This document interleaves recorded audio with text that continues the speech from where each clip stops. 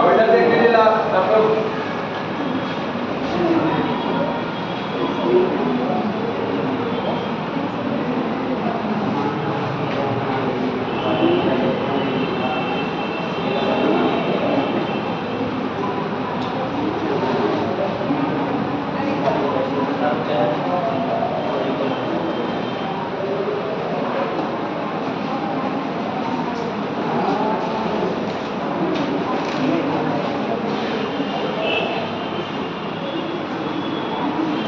Last time में topic चल रहा था PCO2 और PO2 समझ में आया था क्या होता है? PCO2 क्या है, PO2 क्या है, बताइए। What is the meaning of PO2? अरे इधर देख लीजिए, बात बाद में कर लेना। क्या है PO2? Partial pressure of oxygen. इसका मतलब क्या होता है, इसका मीनिंग क्या है? अगर ये नहीं समझेंगे तो आगे जो टॉपिक है ऑक्सीजन डिसोसिएशन कर्व, तो आपको नहीं समझ में आएगा, जरा से नहीं समझ में आएगा। ठीक है, मैंने बोला था पढ़ के आइए, बोला था ना। फिर से एक बार रिवाइज कर दे रहा हूँ, देख लीजिए। PO2 का मतलब क्या है? Partial pressure of oxygen. इसका मतलब क्या है? किसी भी गैस का पार्शियल प्रेशर क्या होता है? किसी भी गैस का पार्शियल प्रेशर का मतलब है उस गैस का प्रेशर मिक्सचर ऑफ गैसेस में कितना है। मान लीजिए ऑक्सीजन यहाँ पर है, यहाँ ऑक्सीजन क्या है, मिक्सचर में है ना, उसके साथ सारी गैसेस हैं। ठीक है, कार्बन डाइऑक्साइड है वो क्या है, मिक्सचर में है। अगर किसी एक पर्टिकुलर गैस का प्रेशर जानना चाहें तो क्या होता है, पार्शियल प्रेशर। ठीक है, ऑक्सीजन का पार्शियल प्रेशर कैसे दिखाते हैं, PO2, और कार्बन डाइऑक्साइड का पार्शियल प्रेशर PCO2। ठीक है, इन्वायरमेंट में देखिए, फिर से मैं लास्ट टाइम जो मैंने बताया था आपको, स्टार्टिंग से बताते हैं।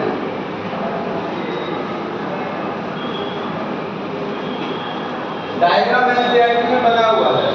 ये क्या है, एल्कोहल। ठीक है,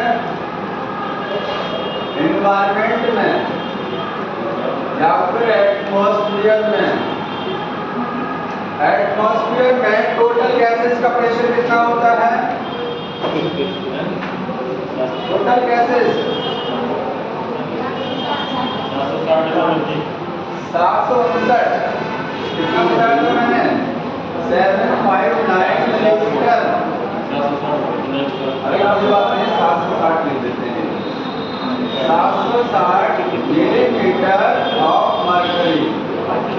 ये एटमॉस्फेयर में जितनी गैसेस हैं सबका प्रेशर है 760 मिलीमीटर ऑफ मर्करी कॉलम। इसमें अगर कहें ऑक्सीजन का पार्शियल प्रेशर कितना है तो कैसे निकालेंगे, ऑक्सीजन कितना था 21%, इसका 21%, 760 का 21% निकालेंगे तो 21/100 कितना आ जाएगा, 1 कितना आएगा total 159 millimetre, 159 millimetre of mercury. ये किसका पार्शियल प्रेशर आ गया, ऑक्सीजन का, क्योंकि 21% ऑक्सीजन होती है। ठीक है, ऑक्सीजन का PO2, और PCO2 कैसे निकलेगा, 760 को किससे मल्टीप्लाई कराएंगे, 0.03% क्या होता है, कार्बन डाइऑक्साइड, तो 0.03/100 ये वैल्यू आ जाती है 0.3 मिलीमीटर ऑफ मर्करी। ये आपको क्या बताया मैंने, पार्शियल प्रेशर ऑफ ऑक्सीजन और कार्बन डाइऑक्साइड है कहाँ पर, एटमॉस्फेयर में।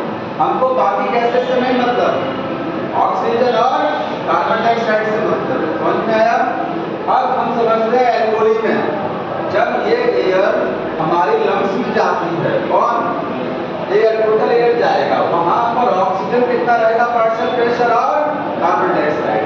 तो एल्कोहल में बुक में क्या लिखा हुआ है, 104 ऑक्सीजन का लिखा है, और कार्बन डाइऑक्साइड कितना लिखा है, 40 PCO2। बाहर एटमॉस्फेयर में ऑक्सीजन कितना है, 159। ये जब हमारी लंग्स में जाती है तो इसका पार्शियल प्रेशर 104 क्यों हो जाता है, बाहर से ऑक्सीजन हमारी लंग्स में पहुंचा, उसका पार्शियल प्रेशर कम हो गया। क्यों कम हुआ, क्योंकि वो CO2 उसको क्योंकि CO2 भी है वहाँ ना, CO2 ज़्यादा है, ठीक है। क्योंकि इन्वायरमेंट में जो CO2 है वो कितना है 0.03 कम है, लेकिन लंग्स में CO2 कितना है 40 है। तो जब ये ऑक्सीजन जो बाहर से हमारे लंग्स में जाती है, जो कि लंग्स में CO2 है, ठीक है, वो CO2 की वजह से ऑक्सीजन का पार्शियल प्रेशर क्या हो जाएगा कम। याद रखिए जब एक गैस का पार्शियल प्रेशर बढ़ेगा तो दूसरी का घटेगा। ऑक्सीजन का कहीं ज़्यादा, इसका मतलब वहाँ CO2 का क्या है कम है, ठीक है। तो कार्बन डाइऑक्साइड क्योंकि ज़्यादा है 40 है लंग्स में हमारे, तो इस वजह से ऑक्सीजन क्या हो जाती है 104। अब यहीं से समझना है पूरी बॉडी में याद रखिए इसको लर्न करने का टिप आपको पूछा जाएगा ऑक्सीजनेटेड ब्लड में कितना है कार्बन डाइऑक्साइड का पार्शियल प्रेशर और ऑक्सीजन का। टिश्यू में कितना है, पल्मोनरी वेन में कितना है, पल्मोनरी आर्टरी में कितना है, सिस्टमिक वेन में कितना है, सिस्टमिक आर्टरी में कितना है, लंग्स में मैंने आपको बता दिया। तो इसके लिए ध्यान रखिए अगर आपको पूछा देखिए CO2 सबसे हाईएस्ट वैल्यू कितना होती है 45, उससे ज़्यादा नहीं जाएगा। हमारी बॉडी में जितने पॉइंट हैं, जितनी भी जगह हैं, हर जगह CO2 की मैक्सिमम वैल्यू कितना रहेगा 45। CO2 की मैक्सिमम जो वैल्यू रहेगी वो याद रखिए कितना रहेगा, वो रहेगा 45 मिलीलीटर ऑफ मर्करी। इससे ऊपर कभी कार्बन डाइऑक्साइड नहीं जाएगा। रीजन क्या है, अगर इससे ऊपर कार्बन डाइऑक्साइड चला गया तो हमारी बॉडी में एसिडिटी हो जाएगा। ज़्यादा CO2 होने की वजह से कार्बन डाइऑक्साइड जो होती है वो क्या करती है वाटर के साथ रिएक्ट करती है और क्या बनाती है H2CO3, ठीक है। और ये H2CO3 जब रिएक्ट करेगा तो क्या बनेगा H+-CO3- हाइड्रोजन आयन बढ़ते चले जाएंगे, एसिडिटी बढ़ जाएगा। इसलिए कभी भी बॉडी में कार्बन डाइऑक्साइड का पार्शियल प्रेशर 45 से ऊपर नहीं होता है, आप सर्वाइव नहीं कर पाएंगे इसके ऊपर, ठीक है। मैक्सिमम कितना होगा 45, मिनिमम कितना होगा CO2, तो CO2 जो मिनिमम होगा सबसे कम वो मिनिमम कितना होगा 40 रहेगा, ठीक है। अब एक चीज हमको बताइए मैक्सिमम CO2 का पार्शियल प्रेशर सबसे ज्यादा कहाँ रहेगा, सबसे ज्यादा हमारी बॉडी में कार्बन डाइऑक्साइड कहाँ नजर आती है टिश्यू में। CO2 की फैक्ट्री है, CO2 सबसे ज्यादा कहाँ बनती है टिश्यू में, क्योंकि टिश्यू में लगातार रेस्पिरेशन चल रहा होता है, ग्लूकोज का ब्रेकडाउन हो रहा होता है, CO2 बन रही है लगातार, इसलिए टिश्यू में सबसे ज्यादा आपको क्या देखने को मिलेगा, ये वाली वैल्यू आपको टिश्यू में। तो ये रखने की जरूरत नहीं है। अगर पूछा जाए maximum partial pressure carbon dioxide कहाँ है, सीधे बोलेंगे टिश्यू में। समझ में आया, ये वैल्यू आपको मिलेगी टिश्यू में। मिनिमम कहाँ मिलेगा, एल्कोहली में सबसे कम मिलेगा, क्योंकि एल्कोहली में हमारी लंग्स में बाहर से लगातार ऑक्सीजन आ रही है, ठीक है। तो लंग्स में ऑक्सीजन ज़्यादा है तो कार्बन डाइऑक्साइड का सबसे मिनिमम वैल्यू रहेगी यहीं पर, क्योंकि ऑक्सीजन सबसे ज़्यादा कहाँ रहती है लंग्स में रहती है, ठीक है। तो ये आपको मिनिमम आपको मिलेगा एल्कोहली में। इसके अलावा और कहाँ मिलेगा ये समझाएंगे। इसके अलावा और मिनिमम वैल्यू कहाँ नजर आएगी वो देखते रहिए, ठीक है।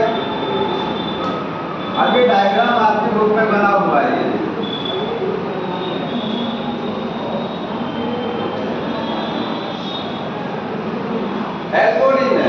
एल्कोहली में कितना बोला PCO2 40, सबसे कम वैल्यू है ना, आंख बंद करके रख दीजिए 40, और CO2 कितना है इसको रखना पड़ेगा आपको कितना 104 है। CO2 आपको रखना पड़ेगा 104, एटमॉस्फेयर में 159। इसके बाद ये आपका हार्ट हो गया, ठीक है। ये क्या है बॉडी ऑर्गन्स,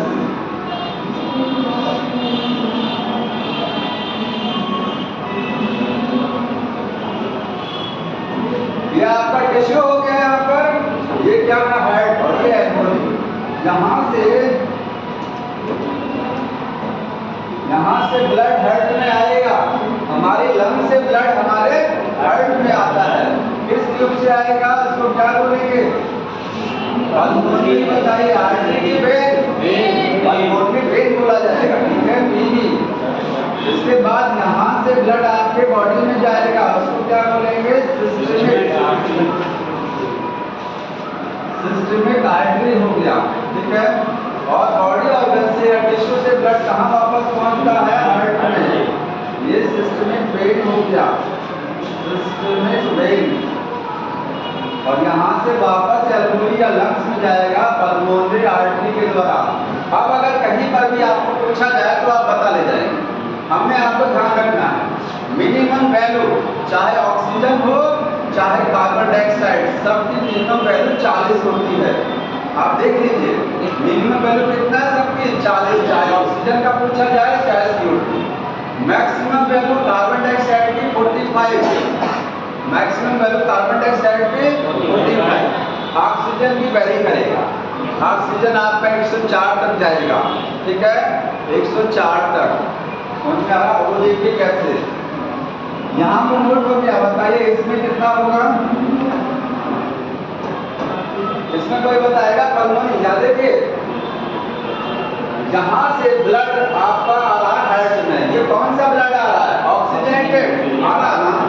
तो पूछा जाए ऑक्सीजनेटेड ब्लड में क्या होगा? ऑक्सीजनेटेड ब्लड,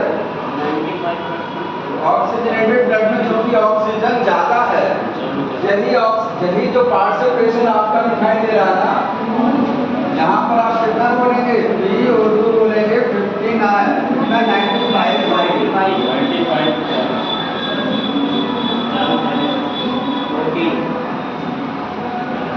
ऑक्सीजनेटेड ब्लड में बताइए कार्बन डाइऑक्साइड ज्यादा रहेगा कि ऑक्सीजन ज्यादा रहेगा? ऑक्सीजन, ठीक है, दोनों रहता। ऐसा नहीं होता कि ऑक्सीजनेटेड ब्लड में केवल O2 होता है, कार्बन डाइऑक्साइड भी है। अब कार्बन डाइऑक्साइड की मात्रा कम है तो सबसे कम वैल्यू रहेंगे 40, सबसे कम रहेगा यहाँ पर। और ऑक्सीजन कितना रहेगा? 95। सेम वैल्यू यहाँ उठा के रख देंगे, सेम रहेगा, क्योंकि कोई डिफरेंस नहीं है। ये ब्लड अंदर आया हार्ट में, हार्ट से कहाँ गया? बॉडी में गया ना, बीच में कहीं ब्लड लीक नहीं, कुछ नहीं हुआ ना, कहीं इसका CO2 से मिक्सिंग नहीं हो रहा है। तो जो पार्शियल प्रेशर इस वाले में रहेगा गैसेस का, वही सेम इसमें रहेगा, इसमें, क्योंकि इसमें भी ब्लड कौन सा है? ऑक्सीजनेटेड है ना, इसमें भी सेम ब्लड है। यहाँ पर भी आप क्या लिखेंगे? ऑक्सीजनेटेड। यहाँ पर सेम रख देंगे। PO2 कितना हो गया? 95 और CO2 कितना हो गया? 40। रटने की जरूरत नहीं है। याद रखिए ऑक्सीजनेटेड ब्लड है तो कार्बन डाइऑक्साइड को सीधे बोलेंगे सबसे कम है। सबसे कम CO2 कहाँ रहेगी? ऑक्सीजनेटेड ब्लड में 40 कर देंगे और ऑक्सीजन बढ़ा करके 95 हो जाएगा। अब ये ब्लड आपका कहाँ पहुँच रहा है? टिश्यू में, टिश्यू में। तो टिश्यू में जाने पर यहाँ टिश्यू में कितना होगा?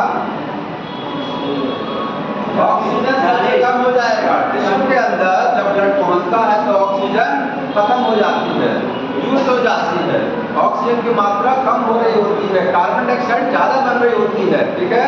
तो टिश्यू में ऑक्सीजन का कितना बोलेंगे? 40 क्यों बोलेंगे? क्योंकि मिनिमम वैल्यू हमने बोला 40, चाहे जो भी हो। तो इसका क्या हो गया? 40 और CO2 कितना हो जाएगा? सबसे ज्यादा, सबसे हाईएस्ट कार्बन डाइऑक्साइड कहाँ रहेगा? 45, 45 कौन आया? 45 यहाँ है, ठीक है। इसके बाद ये यहाँ से ब्लड जाएगा आगे, यही सेम ब्लड जाएगा, यही सेम ब्लड जो टिश्यू वाला ब्लड यही सेम आगे जाएगा। यहाँ कौन सा ब्लड रहेगा? डीऑक्सीजनेटेड रहेगा। तो बताइए डीऑक्सीजनेटेड में क्या रहेगा? इसका मतलब इसमें ऑक्सीजन कम है लेकिन कम है, कार्बन डाइऑक्साइड ज्यादा है। तो जब कार्बन डाइऑक्साइड ज्यादा है तो ज्यादा कितनी होगी? 45 कितना होगा? 45, क्योंकि 40 और 45 के बीच वाली वैल्यू नहीं है, ध्यान रखिएगा। ऐसा नहीं बोलेंगे 42 हो गया 44 नहीं, या तो 40 या तो 45, ठीक है। अब डीऑक्सीजनेटेड में कार्बन डाइऑक्साइड जाहिर सी बात है ऑक्सीजन से ज़्यादा ही होगा, तो ज़्यादा होगा तो 40 नहीं लिखेंगे, 40 तो मिनिमम वैल्यू है ना, लिखेंगे 45 मैक्सिमम वाली। यहाँ भी CO2 आ जाएगा 45 और PO2 बताइए कितना आएगा 40। क्यों आएगा? कार्बन डाइऑक्साइड जब बढ़ रहा है तो ऑक्सीजन घटता है, घटेगा तो सबसे मिनिमम वैल्यू पर रहेगा 40 पर, समझ में आया? इससे निकल जाएगा। सेम चीज यहाँ पर रखेंगे, इसमें भी कौन सा ब्लड है डीऑक्सीजनेटेड, सेम ब्लड जा रहा है ना, यहाँ पर भी सेम वैल्यू यही हो जाएगी। ये ब्लड अब कहाँ पहुंचेगा एल्कोहल में, तो एल्कोहल में जब पहुंचेगा तो यहाँ से ये देखिए लंग से होकर के फिर वापस यहाँ आ जाएगा। तो ये सारी वैल्यू अब ये एक लाइन से बुक में ऐसे दिया हुआ है, लेफ्ट पेज पे आप देखिए एक टेबल बना हुआ, टेबल में पूछा है ऑक्सीजनेटेड ब्लड में कितना होगा, डीऑक्सीजनेटेड ब्लड में कितना होगा, टिश्यू में कितना है, एल्कोहल में कितना है।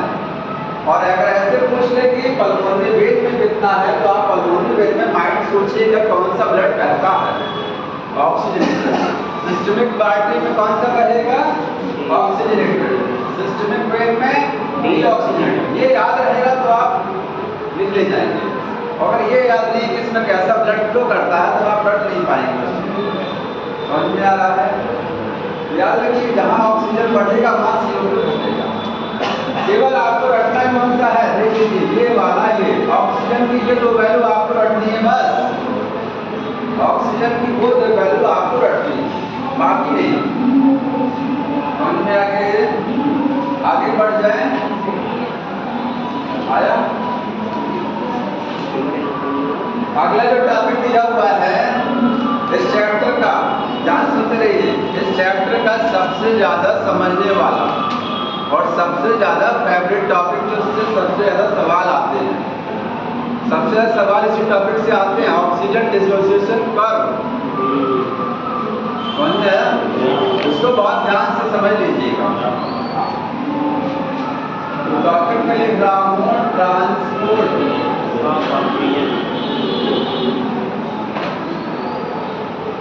Transport of gases. देखिए आगे माइक खाली है क्या, देख रहा हूँ उधर से शोर आ रहा, चिल्लाना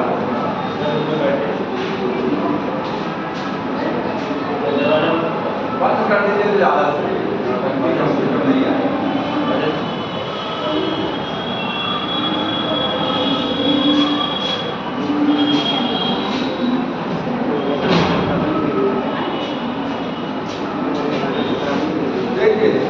ट्रांसपोर्ट ऑफ गैसेस, हमारे बॉडी में कौन कौन सी गैस ट्रांसपोर्ट होती है?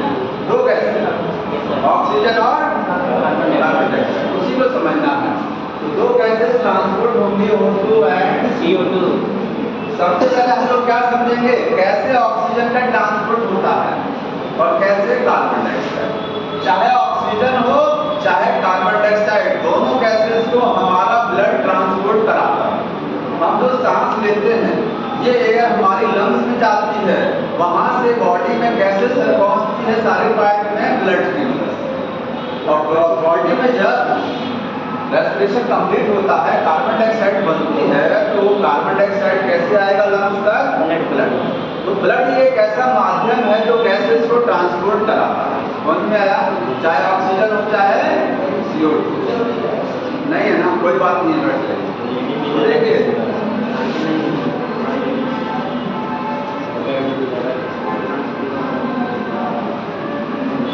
ऑक्सीजन का ट्रांसपोर्ट कैसे होता है? हमारी बॉडी में ब्लड के कितने हिस्से? दो पार्ट, RBC और, जैसे ब्लड में आपके ब्लड सेल्स होती हैं RBC, WBC और प्लेटलेट, और एक हिस्सा ब्लड का होता है प्लाज्मा। तो WBC और प्लेटलेट ये कभी ट्रांसपोर्ट में मदद नहीं करती। कौन करता है? RBC करेगा या तो प्लाज्मा करेगा। ठीक है, हमारी बॉडी में ऑक्सीजन का ट्रांसपोर्ट हमको समझना है। ऑक्सीजन का ट्रांसपोर्ट जो सबसे ज्यादा 97% O2 कैसे ट्रांसपोर्ट होती है? RBC के द्वारा। 97% ऑक्सीजन RBC के द्वारा ट्रांसपोर्ट होती है। ठीक है, लिखेंगे बाई RBC, और RBC अंदर क्या है? हीमोग्लोबिन। तो बोलेंगे हीमोग्लोबिन ट्रांसपोर्ट करता है। किसके द्वारा होता है? हीमोग्लोबिन के द्वारा। और 3% जो बचा हुआ है ऑक्सीजन हो जाएगा प्लाज्मा के द्वारा, और प्लाज्मा के द्वारा घुल करके जाएगा डिसॉल्व स्टेट में। प्लाज्मा में ऑक्सीजन घुल के जाती है, ठीक है। तो 3% बाय प्लाज्मा, और प्लाज्मा में बोलेंगे डिसॉल्व स्टेट में जाएगा।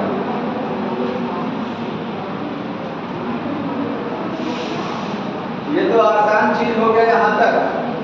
इसको देखिए नोट भी करते रहिएगा, बुक में आप देख कर रहे हैं ठीक है, लेकिन मैं जो आप दिखाने जा रहा हूँ उसके बाद उसको आप नोट जरूर कर लीजिए, ठीक है। वो काफी कुछ एक्स्ट्रा चीजें हैं, ठीक।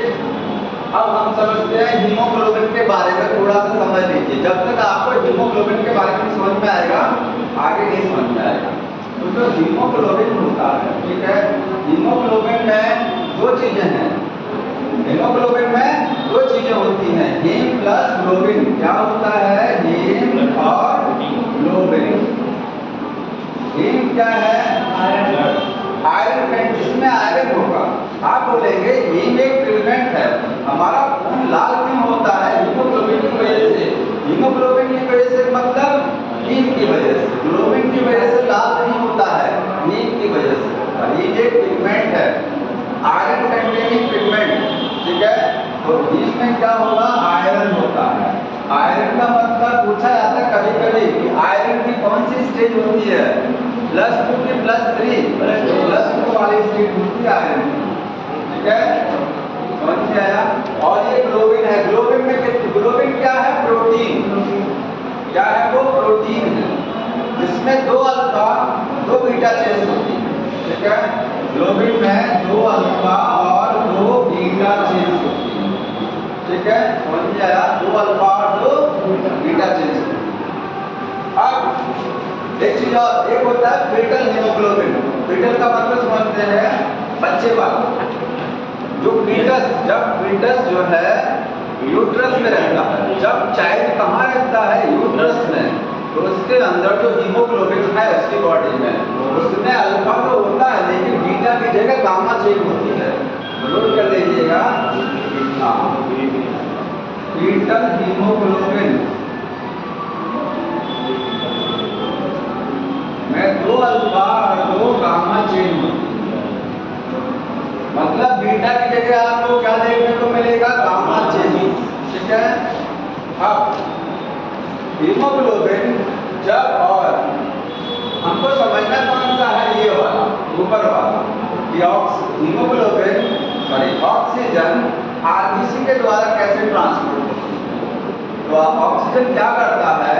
आरबीसी में जो हीमोग्लोबिन है उसके साथ जुड़ेगा, ठीक है। मैं यहाँ लिख रहा हूँ हीमोग्लोबिन है,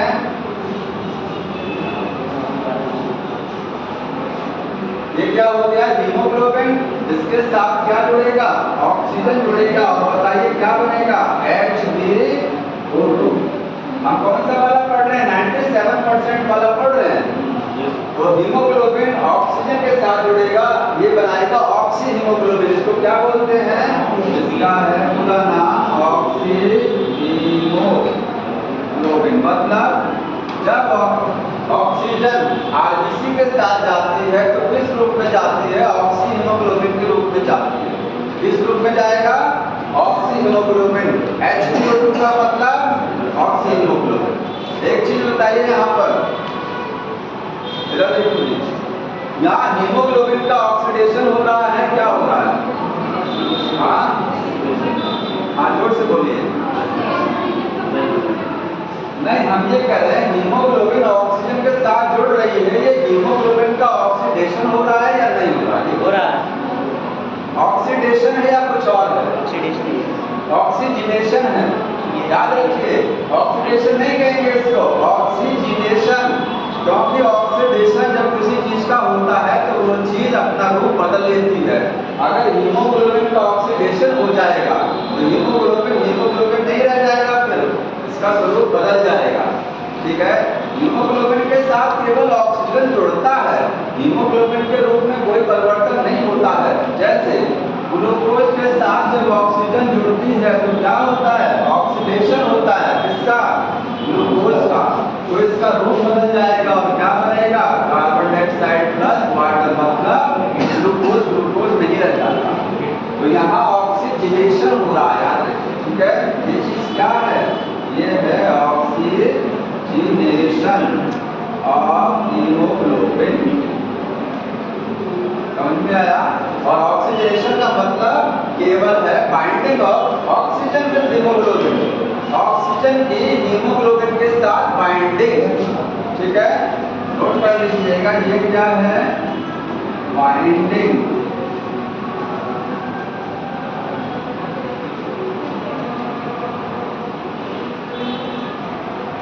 बताइए ये बाइंडिंग परमानेंट होगी कि टेम्पोररी, ये परमानेंट बाइंडिंग है कि टेम्पोररी है, फेविकोल का जोड़ नहीं है, ये टेम्पोररी बाइंडिंग है। ये आपका हीमोग्लोबिन बहुत मतलबी किस्म का इंसान, जिसको जो चीज ज्यादा दिखेगा उसी के साथ बाइंड करेगा। ऑक्सीजन ज्यादा दिखा, ऑक्सीजन पकड़ लिया, CO2 ज्यादा दिखा, CO2 पकड़ लिया, समझ में आया। तुरंत ऑक्सीजन का साथ छोड़ देगा अगर इसको CO2 ज्यादा नजर आएगी।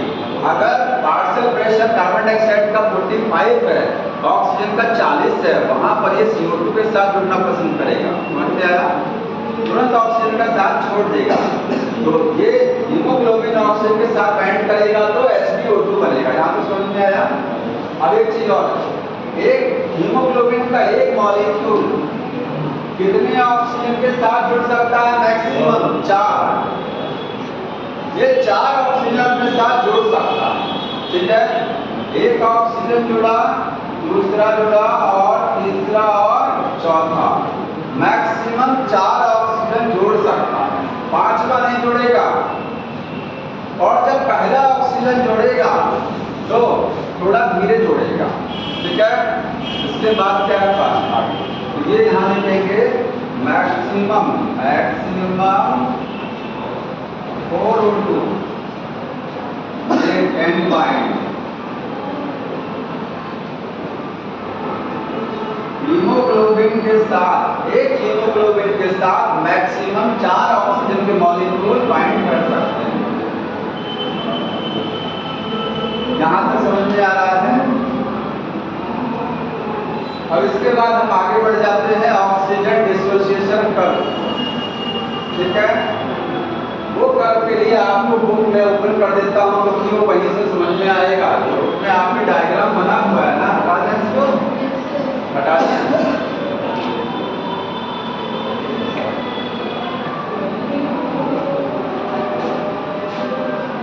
कहाँ के डाउनलोड पे है ना, जो बुक डाउनलोड की इसी में है ना। हाँ नहीं, ये चैप्टर डाउनलोड है, डाउनलोड है, बताइए यहाँ है ना, है ना, डाउनलोड है।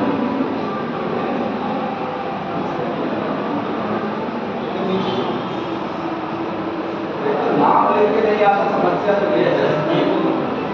सबसे लेटेस्ट वाला अभी जो लेटेस्ट डाउनलोड हुआ है उसमें होगा लेटेस्ट यही है। टाइम लगेगा 2 मिनट में,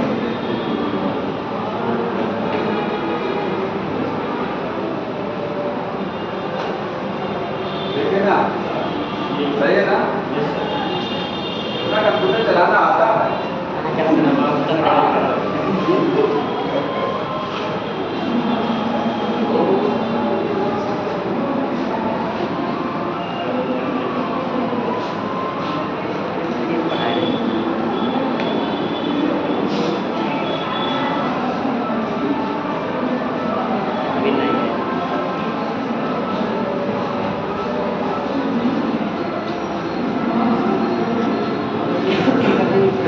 को यहाँ से देखिए, ये बहुत ज्यादा आपको समझने वाली चीज है। अगर आप, मैंने अभी आपको जो बताया, अगर आप वो समझ गए हैं तो ये आपको समझने में दिक्कत नहीं है, ठीक है। यहाँ देखिए,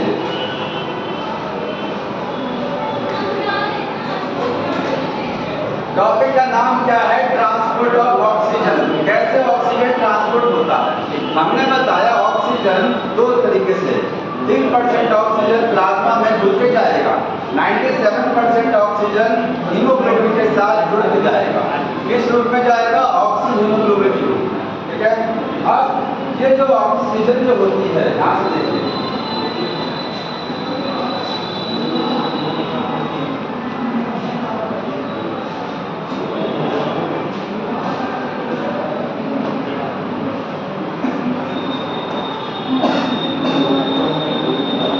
इधर देख लीजिए, यहाँ पर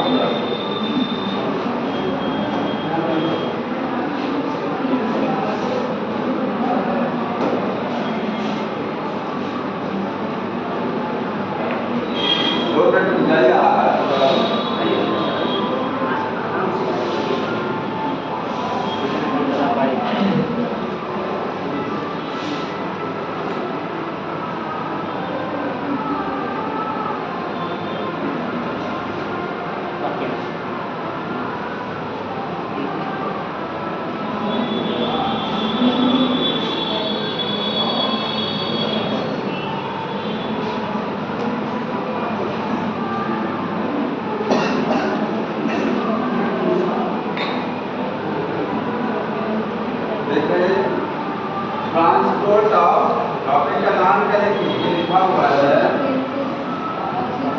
ऑक्सीजन का ट्रांसपोर्ट कैसे होता है। ये जो आपको एक कर्व बनाया हुआ है, इस कर्व को क्या बोलते हैं? Oxygen dissociation curve. ठीक है। तो मैं यहाँ कुछ लिखने जा रहा हूँ, धीरे धीरे समझेंगे।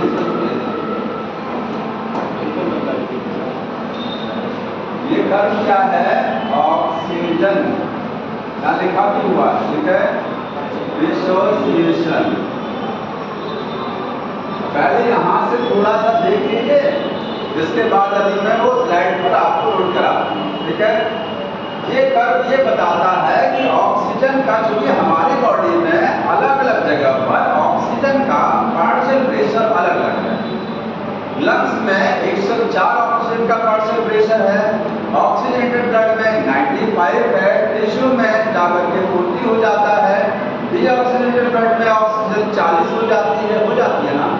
ऐसे कार्बन डाइऑक्साइड का बदलता, हमको ऑक्सीजन पढ़ना है। तो अलग ये दो एक्सिस यहाँ पर ली गई है। ये ग्राफ ये समझा रहा है कि oxygen, different concentration of oxygen, oxygen की अलग अलग वैल्यू पर ऑक्सीजन बदल रहा है। तो हीमोग्लोबिन के साथ जो बाइंडिंग है वो कैसी हो? क्योंकि हीमोग्लोबिन ऑक्सीजन के साथ जुड़ता है। हीमोग्लोबिन किसके साथ जुड़ता है? ऑक्सीजन के साथ। तो अगर मान लीजिए पार्शियल प्रेशर कितना है? 100 है, कहीं पार्शियल प्रेशर 80 है। ठीक है। कहीं पर क्या है? 40 है। 40 है ना ऑक्सीजन का, बताया मैंने। तो ये बाइंडिंग के साथ क्या होगा? क्या बाइंडिंग हमेशा एक जैसी होगी? या हीमोग्लोबिन की ऑक्सीजन के साथ मोहब्बत एक जैसी होगी? नहीं होगा, नहीं होगा।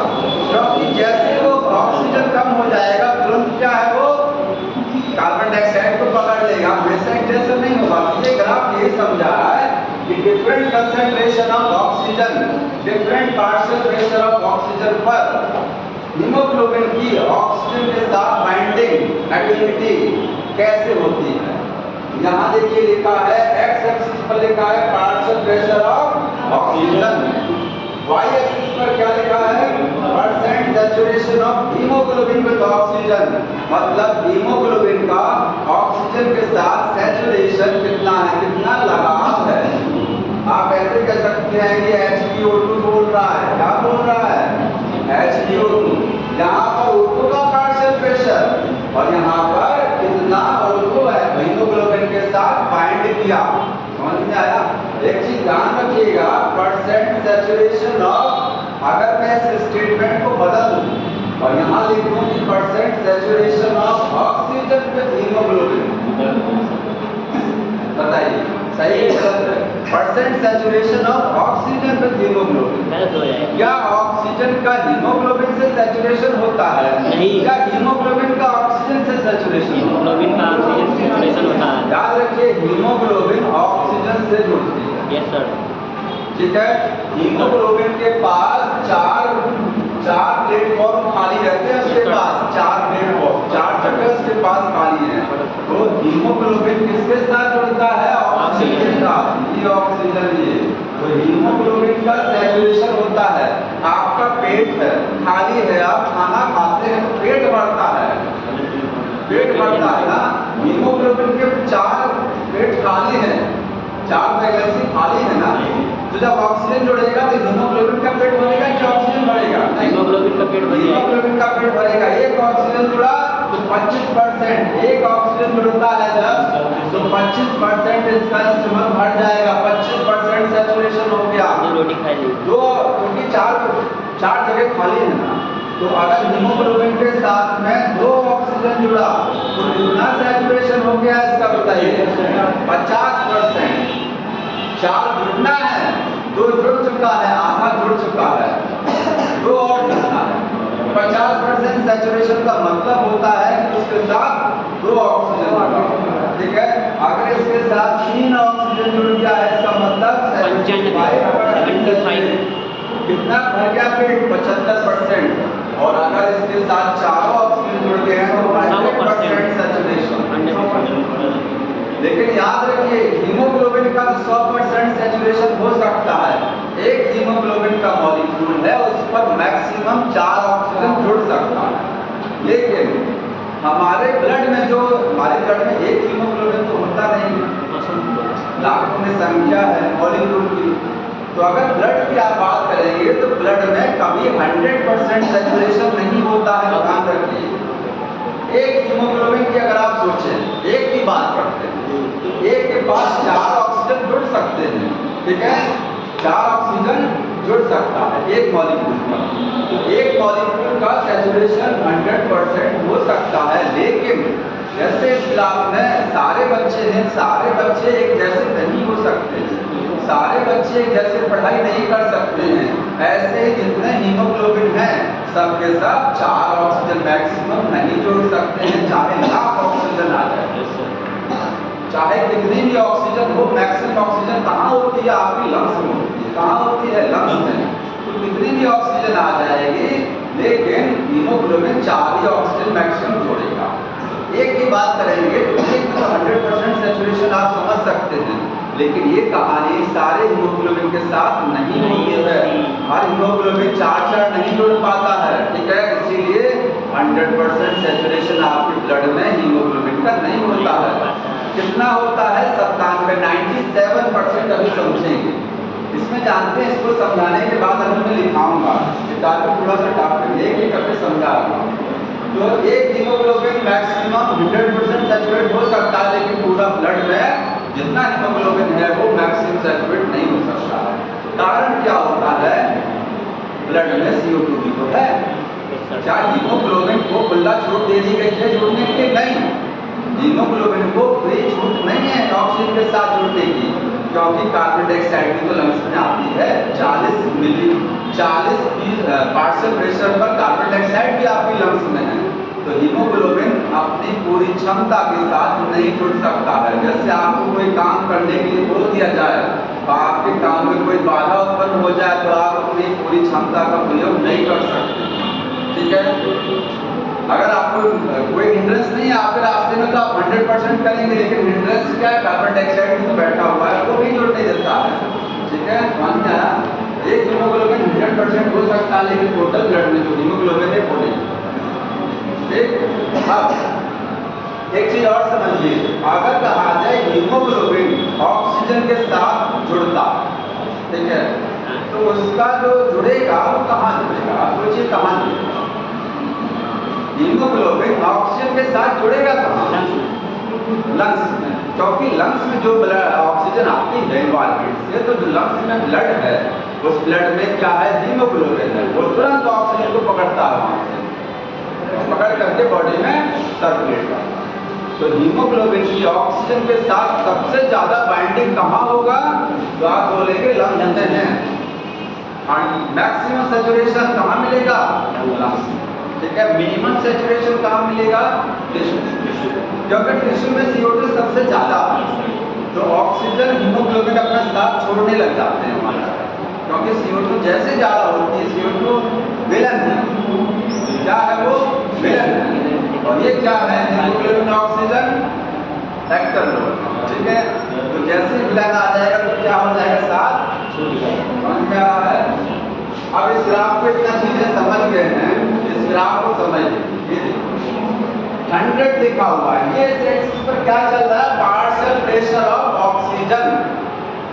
समझा क्या रहे हैं? समझा ये रहे हैं कि हमारी बॉडी में ऑक्सीजन का पार्शियल प्रेशर अलग अलग है, ठीक है? तो अलग अलग प्रेशर है, तो ये जो बनता है या हीमोग्लोबिन का जो वेट बढ़ता है, जो सैचुरेशन होता है, वो एक जैसे नहीं है, क्योंकि पार्शियल प्रेशर बदल रहा है। तो इसका मोहब्बत भी क्या होगा? बदलेगा। एफिनिटी, जिसको इंग्लिश में कहें तो एफिनिटी बोलते हैं। हीमोग्लोबिन की ऑक्सीजन से जुड़ने की क्षमता एफिनिटी को डिफरेंट होती चली है। 100 है, अब बताइए 100 कहाँ होता है?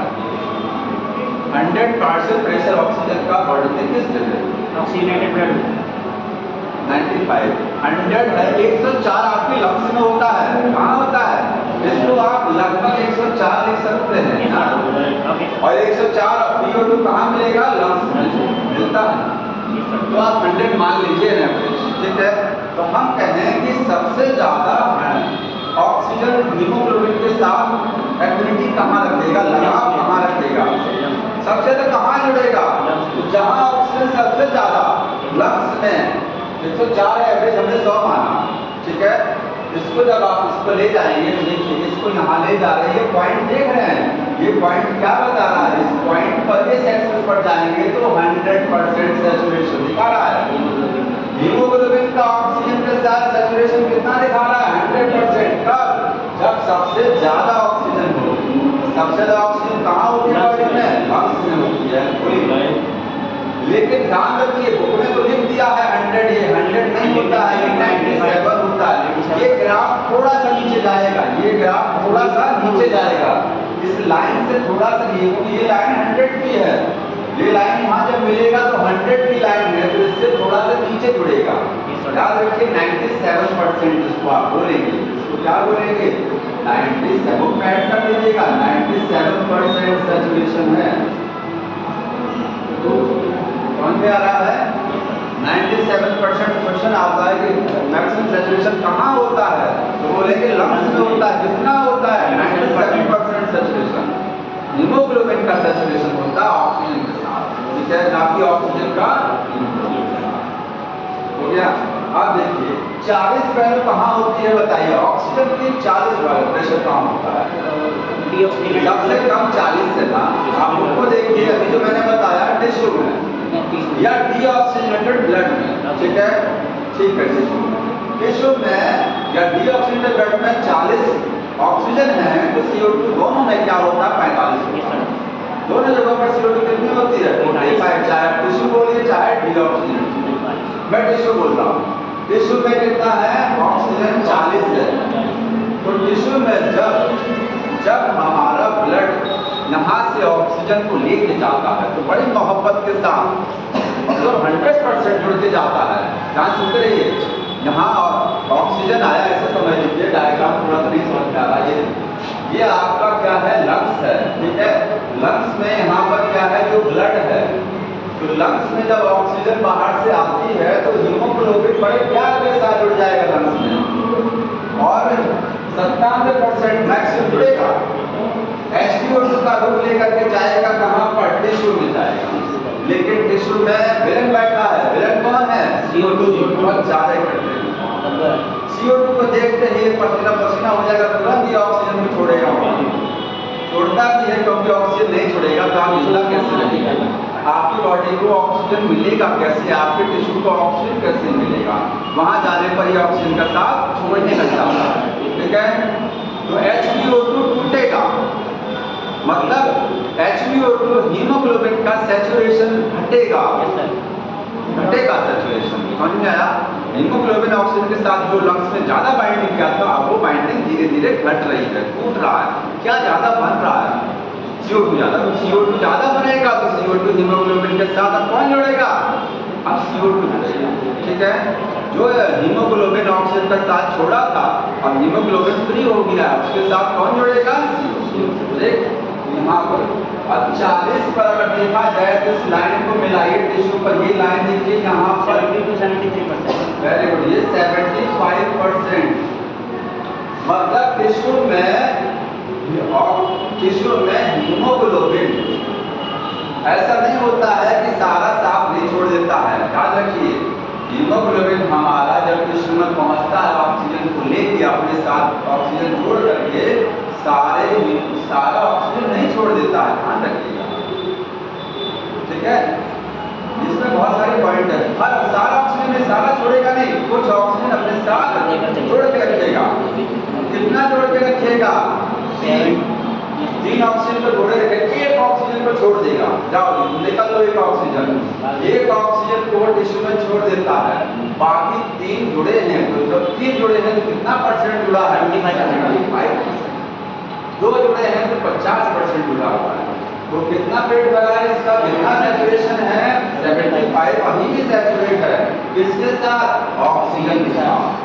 ठीक है, ये समझ में आ गया कि पोल्ट्री टिश्यू में ये वैल्यू आपका टिश्यू में मिलेगा या डीऑक्सीजनेटेड में मिलेगा या आपके लंग्स में मिलेगा। ठीक है, तो टिश्यू में 75% सैचुरेशन। इसके बाद एक चीज और समझेंगे हम लोग, अभी इसके बाद में हटा रहा हूं। ठीक है, ये देखिए 50 कहां पर आएगा? 50% सैचुरेशन यहाँ आएगा कि नहीं आएगा? बताइए। 60 है तो 40 से ये क्या हो गया? 50। आधा पेट कब भरेगा? 50% सैचुरेशन कब होगा? 50% सैचुरेशन का मतलब और ऑक्सीजन निकाल दिया उसने, और ऑक्सीजन का साथ छोड़ दिया। ठीक है, 2 बाइंड लगेंगे, ये यहाँ मिलाएंगे, इस लाइन को यहाँ से नीचे ले जाएंगे, इस पर मिलाएंगे। कितना ऑक्सीजन? ये 20 है, ये 30 है, 20 है, 30 है, 40 है। देख रहिएगा, 20 और 30 के बीच में वैल्यू रहेगा 27। कितनी रहती है? 27 मिलीमीटर रहता है। तो आप बोलेंगे ये जो 50 वाली वैल्यू कितना आएगा? ये आप मैं 27 लिख दे रहा हूँ, 27 मिलीमीटर मरकरी। मतलब 27 मिलीमीटर मरकरी कॉलम में जब ऑक्सीजन का प्रेशर रहेगा तो 50% सैचुरेशन रहेगा। ठीक है, तो यहाँ से एक चीज समझ में आ रही है, जैसे जैसे ऑक्सीजन का पार्शियल प्रेशर घट रहा है वैसे वैसे सैचुरेशन भी क्या हो रहा है? घट रहा है। ऑक्सीजन बढ़ रहा है, हीमोग्लोबिन के साथ ऑक्सीजन की बाइंडिंग बढ़ रही है, सैचुरेशन भी बढ़ रही है। समझ में आया? ये ग्राफ क्या ये है? ऑक्सीजन, देखिए नाम पे इसको बोलते हैं ऑक्सीजन डिसोसिएशन कर्व, लेकिन इसका पूरा नाम होता है ऑक्सीजन एसोसिएशन डिसोसिएशन कर्व। क्योंकि डिसोसिएशन का मतलब होता है ऑक्सीजन डिसोसिएट हो जाना, ऑक्सीजन हीमोग्लोबिन के साथ अलग हो जाना। यहाँ पर दोनों काम हो रहा है। अगर आप इधर जाएंगे या ऊपर जाएंगे तो हीमोग्लोबिन ऑक्सीजन के साथ सैचुरेट हो रहा है, और अगर आप इधर जाएंगे या नीचे की डायरेक्शन में आएंगे वाई एक्सिस पर सैचुरेशन घट रहा है, मतलब डिसोसिएशन हो रहा है, इनका दूर हो रहे हैं, डाइवोर्स हो रहा है ऑक्सीजन हीमोग्लोबिन का। किसके साथ? नहीं हो रहा है, H2O2 अगर टूटता है तो हीमोग्लोबिन ऑक्सीजन अलग हो रहे हैं ना, और जुड़ रहे हैं तो मैरिज हो रहा है, अलग हो रहे हैं तो सेपरेट हो रहे हैं। ठीक है, अलग कब होंगे? जब ऑक्सीजन कम हो जाएगा। ये कर्व कैसा नजर आता है? ये कर्व सिग्मॉइड कर्व है, एस शेप में है, और एस शेप कर्व को क्या बोलते हैं? सिग्मॉइड। आप अंडरलाइन कर दीजिएगा, कहीं लिखा है, ये पूछा जाता है ऑक्सीजन डिसोसिएशन कर्व कैसा है, इतना अंडरलाइन करिए, उसमें अंडरलाइन कर लीजिए, लिखा है सिग्मॉइड। ठीक है, एक चीज और समझिए, अगर आप फिजिक्स में ग्राफ को जानते होंगे, ये ग्राफ ऐसे नहीं गया, ये ग्राफ ऐसे नहीं गया ना, डायरेक्टली प्रोपोर्शनल नहीं चल रहा है।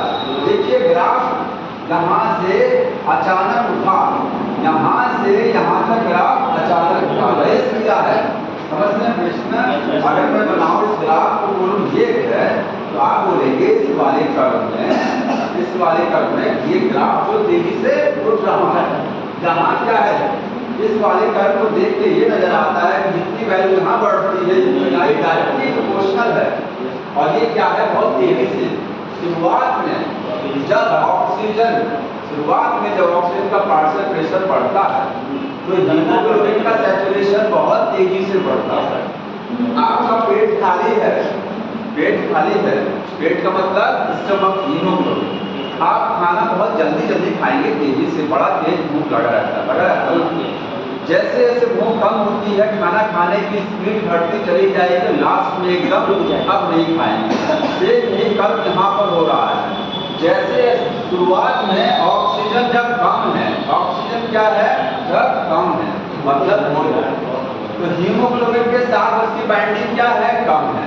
लेकिन जैसे ही ऑक्सीजन बढ़ी तो हीमोग्लोबिन के साथ बाइंडिंग थोड़ा तेज बढ़ती है, क्योंकि शुरुआत में खाना तेज खाया जाता है। इसके बाद धीरे धीरे यहाँ से देखेंगे, यहाँ तक ये कर्व आपको डायरेक्टली प्रोपोर्शनल चल रहा है। देखिए और से देखिए इस कर्व को, यहाँ से कर्व तेजी से उठा, मतलब शुरुआत में ऑक्सीजन क्या, हीमोग्लोबिन क्या है पूरा खाली है, हीमोग्लोबिन पूरा खाली, ठीक है। कुछ बाइंडिंग क्या, जीरो बाइंडिंग है, क्या है यहाँ पर जीरो बाइंडिंग है। ऑक्सीजन जैसे बढ़ा तो ऑक्सीजन बढ़ेगा तो हीमोग्लोबिन के साथ ऑक्सीजन जुड़ना चालू करेगा। जब पूरा ही हीमोग्लोबिन खाली है तो शुरुआत में बाइंडिंग क्या होती है, तेज होती है।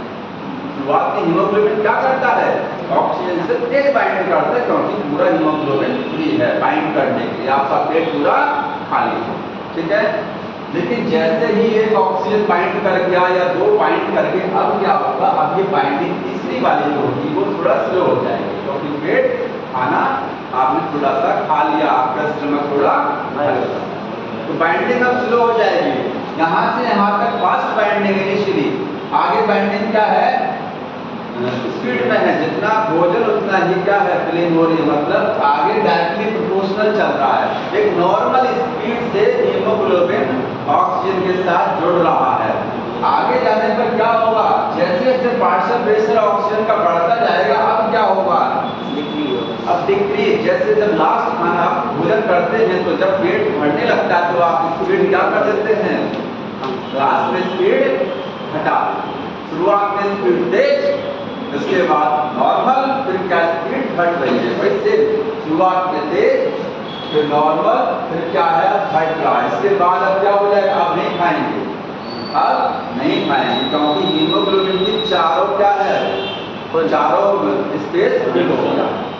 4 मॉलिक्यूल ऑक्सीजन के जुड़ सकते हैं, कब जुड़ गए, आप कितना भी ऑक्सीजन 100 से ऊपर बढ़ा लीजिए तो ये अब सैचुरेशन नहीं होगा, मतलब ये ग्राफ ऊपर नहीं जाएगा। ये ग्राफ क्या हो गया, कांस्टेंट चल रहा है, यहाँ देखिए ग्राफ कांस्टेंट चल रहा है सीधे, अब बाइंडिंग नहीं होगी, ठीक है। तो ये ग्राफ याद रखना, सिग्मॉइड कर्व होता है, बाइंडिंग इनिशियली फास्ट होती है, फिर नॉर्मल होती है, फिर डिक्रीजिंग ऑर्डर में होता है, फिर कांस्टेंट बाइंडिंग, फिर कांस्टेंट होता है। हाँ partial pressure of oxygen directly proportional oxyhaemoglobin formation. बिल्कुल, पार्शियल प्रेशर ऑक्सीजन एक directly proportional to the HPO2 oxyhaemoglobin formation या HPO2 फॉर्मेशन, या आप ऐसे कह सकते हैं saturation of the haemoglobin with oxygen. क्योंकि ऑक्सीहीमोग्लोबिन का बनना, इसका मतलब क्या है, हीमोग्लोबिन का ऑक्सीजन के साथ जुड़ना या सैचुरेट होना, होने वाला बात है। यहाँ तक समझ में आया ये चीज, देख। अब एक चीज और समझिए, ये जो कर्व है, ये कर्व राइटली शिफ्ट हो सकता है और लेफ्ट। कुछ विशेष परिस्थितियों में ये कर्व क्या होगा, अगर इधर जाएगा तो बताइए क्या होगा, राइट, इधर जाएगा तो लेफ्ट। ये कर्व ऐसे ही, ये कर्व कैसे हो सकता है, ये देखिए, ये राइट शिफ्ट हो रहा है, और इसमें एक कोई कंडीशन और हो सकती है, ये कर्व कैसे हो सकता है, लेफ्ट। राइट शिफ्ट भी हो सकता है और लेफ्ट। ये नॉर्मल था, ठीक है। मान लीजिए कार्बन डाइऑक्साइड कहीं बहुत ज्यादा है, आप फिजिकल एक्सरसाइज बहुत ज्यादा कर रहे हैं, तो जब एक्सरसाइज ज्यादा करते हैं तो उस समय कार्बन डाइऑक्साइड कुछ ज्यादा ही बनती है बॉडी में, नहीं बनती है, और ऑक्सीजन की खपत ज्यादा हो जाती है। तो वहां पर ये वाला कर्व ऐसे नहीं दिखेगा, ये कर्व राइट शिफ्ट हो जाएगा। राइट शिफ्ट होने का मतलब क्या है, राइट शिफ्ट हो, ये यहाँ पर हो जाएगा इस तरीके से, ठीक है, इधर चला जाएगा राइट, मतलब जब CO2 ज्यादा होगा बॉडी में तो ये राइट चला जाएगा, इसका मतलब ऑक्सीजन क्या हो गया, कम होगा। ठीक है, जब CO2 ज़्यादा होती है तो मैंने आपको बताया कि हीमोग्लोबिन ऑक्सीजन के साथ सैचुरेशन घटने लगता है। हीमोग्लोबिन का ऑक्सीजन के साथ डाइवर्स बढ़ जाता है, टूट जाते हैं लोग, दूर चले जाते हैं। तब जब CO2 बहुत ज़्यादा होती है, यहाँ देखिए ये कर्व अगर राइट जा रहा है, इसका मतलब क्या हो रहा है? आप फिजिक्स में देखिए कर्व समझते हो, ये कर्व इधर जा रहा है कि ये सैचुरेशन घटेगा, ये कर्व इधर भागेगा तो सैचुरेशन, क्योंकि इस एक्सिस पर हमने क्या लिया है? सैचुरेशन लिया है। इस एक्सिस पर क्या लिया है? सैचुरेशन। अगर ये कर्व इधर जाएगा इसका मतलब सैचुरेशन बढ़ रहा है, और इधर जाएगा तो सैचुरेशन घटता है। समझते इस चीज को, है ना? ये वाली कंडीशन तब मिलेगा जब CO2 ज़्यादा रहेगा, और जब O2 ज़्यादा रहेगा तो ये वाला कर्व नजर आएगा। ये कर्व ये बताता है कि इसका सैचुरेशन कुछ ज़्यादा ही है। तो यहाँ सैचुरेशन क्या है? कम। अब ये बुक में यहाँ कुछ लिखा हुआ है, ये कर्व देखिए, अभी मैंने आपको समझ बताया, ये समझ रहे हैं स्लाइड को? इस कर्व को देख के आपको क्या ये कर्व पढ़ाया क्यों जाता है? दो चीजों के लिए कर्व पढ़ाया जाता है। एक तो ये कर्व ये बताता है कि ऑक्सीजन की अलग अलग पार्शियल प्रेशर पर हीमोग्लोबिन के साथ उसकी एफिनिटी कितनी है, हीमोग्लोबिन के साथ सैचुरेशन कितने % में है। इस कर्व से पता लगता है ना कि डिफरेंट पार्शियल प्रेशर पर हीमोग्लोबिन के साथ उसका सैचुरेशन कितना है। एक चीज तो ये पता लगता है। दूसरा और क्या पता लगता है? दूसरा एक चीज ये पता लगता है कि अगर कहीं कार्बन डाइऑक्साइड ज्यादा हो, कहीं हाइड्रोजन आयन, क्योंकि अगर CO2 बढ़ेगा तो बताइए हाइड्रोजन आयन घटेगा और ब्लड में भी बढ़ेगा। इतना अगर मैं बोल रहा हूँ कि CO2 बढ़ रहा है आपके ब्लड में, तो आप बोलेंगे ब्लड में हाइड्रोजन आयन बढ़ रहे हैं, क्योंकि कार्बन डाइऑक्साइड वाटर के साथ रिएक्ट करता है। ब्लड में प्लाज्मा में क्या होता है? वाटर होता है, और क्या बनाएगा? H2CO3, और ये H2CO3 टूटेगा H+ और HCO3-। H+ बढ़ते चले जाएंगे। जितना ज्यादा CO2 आपके ब्लड में होगी उतना ही कार्बोनिक एसिड ज्यादा बनेगा, और कार्बोनिक एसिड ज्यादा बनेगा इसका मतलब हाइड्रोजन आयन ज्यादा बनेंगे, क्योंकि वो कार्बोनिक एसिड टूट जाता है। H+ और H, आपका ब्लड कैसा हो जाएगा? एसिडिक। ठीक है, तो चाहे CO2 बढ़ना, अगर मैं कह रहा हूँ CO2 बढ़ रही है तो आप समझ सकते हैं हाइड्रोजन आयन बढ़ रहा है। आप ये भी समझ सकते हैं ब्लड कैसा हो रहा है? एसिडिक। कैसा हो रहा है? एसिडिक। ठीक है, वो चीज यहाँ लिखा क्या देखिए, CO2 हाई का मतलब हाई कंसंट्रेशन क्या है? हाई। ठीक है, ऑक्सीजन क्या होगा बताइए? अगर CO2 ज्यादा है इसका मतलब ऑक्सीजन क्या है? कम होगा, हाइड्रोजन आयन ज्यादा है। ठीक है, और एसिडिक ब्लड की क्या है? ज्यादा। टेम्परेचर के साथ बताइए, अगर कहीं पर CO2 ज्यादा है तो बताइए टेम्परेचर ज्यादा हो जाएगा। टेम्परेचर ज्यादा होगा ब्लड का, वहाँ कम होगा। टेम्परेचर ज्यादा, क्योंकि आपके ब्लड में रेस्पिरेशन कहाँ ज्यादा होता है? टिश्यू में कार्बन डाइऑक्साइड बहुत ज्यादा बनती है, क्योंकि रेस्पिरेशन ज्यादा है। इसका मतलब ATP ज्यादा बनता है। जितना ज्यादा रेस्पिरेशन होगा उतनी एनर्जी ज्यादा बनेगी, और जितनी ज्यादा एनर्जी बनेगी उतना ही टेम्परेचर ज्यादा हो जाएगा। ठीक है, तो आप ऐसे भी कह सकते हैं हाई CO2 या फिर हाई H+ या हाई टेम्परेचर। ठीक है, सब चीज बता रहा हूँ, हाई टेम्परेचर सब बात एक ही है।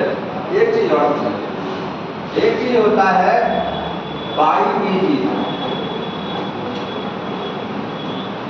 मैं सब लिखाऊंगा, मैं शॉर्ट फॉर्म में यहाँ समझा दे रहा हूँ, क्योंकि बोर्ड वो स्लाइड नहीं आ पा रहा। 2,3,5 PG, ये क्या है? कोई बताएगा फुल फॉर्म? 2,3,5 phosphoglyceric acid. हाँ, ये आप जब ग्लाइकोलाइसिस पढ़ते हैं, क्या पढ़ते हैं? ग्लाइकोलाइसिस। ग्लूकोज टूट करके ग्लूकोज 6-फॉस्फेट बनाता है, ग्लूकोज 6-फॉस्फेट से फ्रक्टोज 6-फॉस्फेट, फ्रक्टोज 1,6-फॉस्फेट, इसके बाद क्या बनेगा? 5PG। ये बनता है, एक प्रोडक्ट है, इसका प्रोडक्ट है ये ग्लाइकोलाइसिस। तो अगर मैं कह रहा हूँ 235 pGa ज्यादा है तो इसका मतलब क्या है? 235 pGa ज्यादा है इसका मतलब है ग्लूकोज ज्यादा टूट रहा है, क्योंकि ग्लूकोज के टूटने से ही क्या बनता है? ये बनता है, ठीक है। तो ग्लूकोज ज्यादा टूटेगा इसका मतलब 235 pGa ज्यादा बनेगा ना। ग्लूकोज टूट करके बनता है, तो ग्लूकोज टूटता का हमारी बॉडी में टिश्यू। जितना ज्यादा रेस्पिरेशन होगा उतना ही ग्लूकोज ज्यादा टूटेगा, उतना ही 235 pGa ज्यादा बनेगा। तो इसका मतलब 235 pGa ज्यादा है, कहाँ ज्यादा होता है? टिश्यू में। कहाँ ज्यादा मिलेगा? टिश्यू में, क्योंकि टिश्यू में ही ग्लूकोज लगातार ब्रेकडाउन हो रहा होगा। चार चीजें समझ में आई। हाई CO2 का मतलब, हाई CO2 का मतलब कह सकते हैं हाई H+, और ऐसे भी कह सकते हैं टेम्परेचर हाई कहाँ है? हाई CO2 रहेगा, टेम्परेचर ज्यादा रहेगा। 235 pGa ज्यादा रहेगा, ये कहाँ मिलेगा? सारी चीजें आपको टिश्यू में देखने को मिलेगी। उस केस में ये कर्व इधर चला जाएगा, राइट क्यों चला जाएगा? क्योंकि कार्बन डाइऑक्साइड ज्यादा हो रही है, इसका मतलब एसोसिएशन घट रहा है हीमोग्लोबिन के साथ, ठीक है। अब स्लाइड पर आया, क्या कह रहे होता है? अरे कैसे देखिए, इतना आपको समझा दिया, कुछ नोट भी कर लीजिए।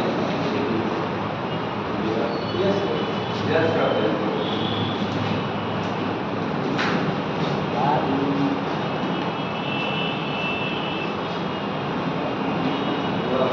अभी कुछ चीजें बाकी हैं, ठीक है।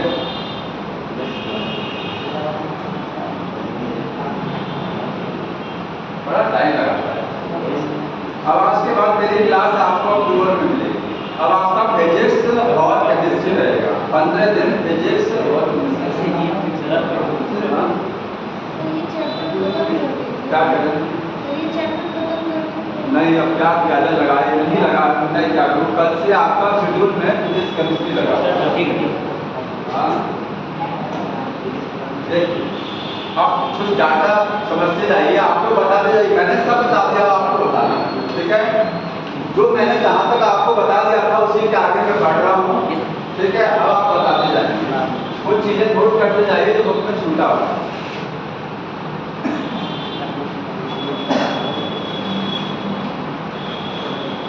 100 ml ब्लड में कितना हीमोग्लोबिन? डाटा लिखा बुक में। 100 ml ब्लड में आपका 12 से 16 ग्राम हीमोग्लोबिन होता है। कितना होता है? 12 से लेकर के 16 ग्राम हीमोग्लोबिन। फीमेल्स में कम हीमोग्लोबिन है, मेल्स में क्या होता है? ज्यादा। फीमेल्स में कम होता है और मेल्स में ज्यादा, ठीक है। आप एवरेज कहेंगे तो 15। एवरेज कितना निकालेंगे इसका? 15। एवरेज बोलेंगे, एवरेज में ये हो गया 15 ग्राम हीमोग्लोबिन पर 100 ml। अगर वो 1000 में पूछता है तो 150 ध्यान रखिएगा, 100 की जगह वो 150 में ही पूछता है। हाँ बढ़ेगा, ठीक। इसके बाद देखिए तो 15 ग्राम जो हीमोग्लोबिन, एक चीज और समझिए, 1 ग्राम हीमोग्लोबिन हमारी बॉडी में 1 ग्राम हीमोग्लोबिन कितना ऑक्सीजन को ट्रांसपोर्ट करता है? 1.34 ml ऑक्सीजन को ट्रांसपोर्ट करता है मैक्सिमम। 1 ग्राम हीमोग्लोबिन डाटा है, ये डाटा है, रखना पड़ेगा। 1 ग्राम हीमोग्लोबिन कितना ऑक्सीजन मैक्सिमम ले जा सकता है? 1.34 ml, क्योंकि ऑक्सीजन को तो ग्राम में लिखेंगे नहीं, किसमें लिखेंगे? ml, ठीक है। 1 ग्राम हीमोग्लोबिन ट्रांसफर करेगा, सॉरी कैरी लिखेंगे, कैरी। एनसीईआरटी में नहीं है ये, एनसीईआरटी में जो है ना वो मैं कैलकुलेट कर रहा हूँ, उसमें एक लाइन लिखी है, वो कैलकुलेट करके लाऊंगा आपको, कैलकुलेशन करा देंगे। 1.34 ml, 1 ग्राम हीमोग्लोबिन 1.34 ml ऑक्सीजन को कैरी करता है, अपने साथ ले जा सकता है। ये कहाँ मिलेगा आपको? ऑक्सीजनेटेड में मिलेगा, ध्यान रखिएगा। जब ब्लड कैसा रहेगा? ऑक्सीजनेटेड, क्योंकि डीऑक्सीजनेटेड ब्लड में तो हीमोग्लोबिन ऑक्सीजन के साथ छोड़ देता है। ठीक है, यहाँ पे समझ में आया। अब 15 ग्राम हीमोग्लोबिन कितना ऑक्सीजन को डिलीवर करता है, कितना ऑक्सीजन कैरी करता है, बोलेंगे कैरी। कितना ऑक्सीजन कैरी करेगा, तो 1.34 मल्टीप्लाई 15 से, यहाँ तक समझ में आ रहा है। 1 ग्राम हीमोग्लोबिन कितना ऑक्सीजन कैरी करता है, एवरेज हमारी बॉडी में 15 ग्राम होता है, तो 1.34 मल्टीप्लाई 15 कितना आंसर आ जाएगा, 20 ml। 20 ml यही बुक में लिखा है, बुक में ये नहीं लिखा है, बुक में लिखा 100 ml oxygenated blood, 100 ml oxygenated अगर ब्लड है, 100 ml ऑक्सीजनेटेड फ्लूइड है, कितना ऑक्सीजन ले जाएगा वो, 20 लेगा। कैसे देखिए, क्योंकि हम बोल रहे हैं कि 15 ग्राम हीमोग्लोबिन अपने साथ कितनी ऑक्सीजन ले जा सकता है, मैक्सिमम 20 ml। अब ये 15 ग्राम कहाँ मिलता है, 100 ml ब्लड में मिलता है। भाई मैं ऊपर मैंने लिखा है कि 15 ग्राम कहाँ मिलेगा, 100 ml ब्लड में मिलता है। 15 ग्राम हीमोग्लोबिन कहाँ देखने को मिलता है, 100 ग्राम, 100 ml।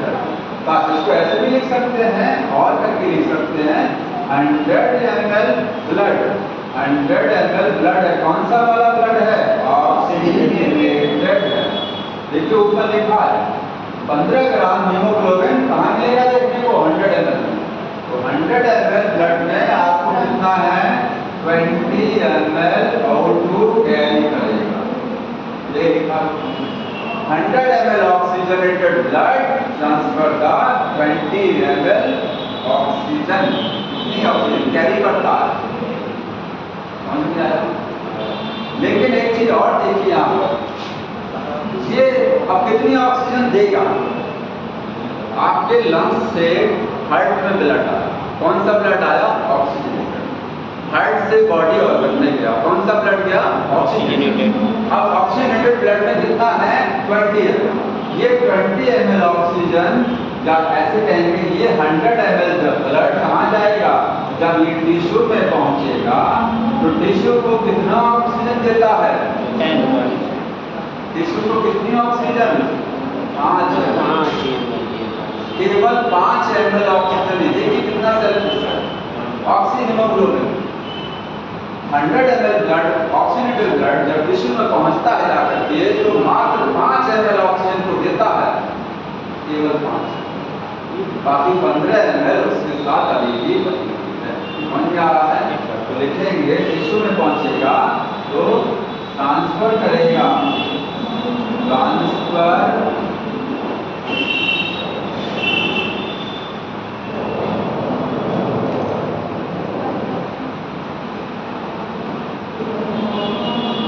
यहाँ तक ये चीज समझ में आ रही है। डाटा पूछा जाता है कि 100 ml ऑक्सीजन ब्लड में कितना आपका ऑक्सीजन कैरी करता है, तो कैरी करने को बोलेंगे 20 ml ऑक्सीजन को ले जाता है अपने साथ।